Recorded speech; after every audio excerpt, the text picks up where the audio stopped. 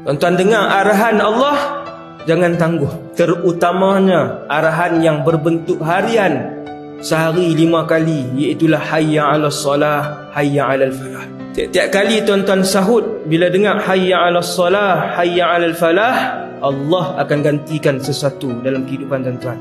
Wahai Allah, jadikan keluarga aku di kalangan yang mendirikan solat. Solat ni antara rahsia, sebab tu dia sehari 5 kali. Benda apa yang tiap-tiap hari ni? Sembahyang. Ada banyak rahsia solat. Bila Allah sebut, bila dengar muazzin sebut hayya 'alas salah, yang memanggil itu Allah.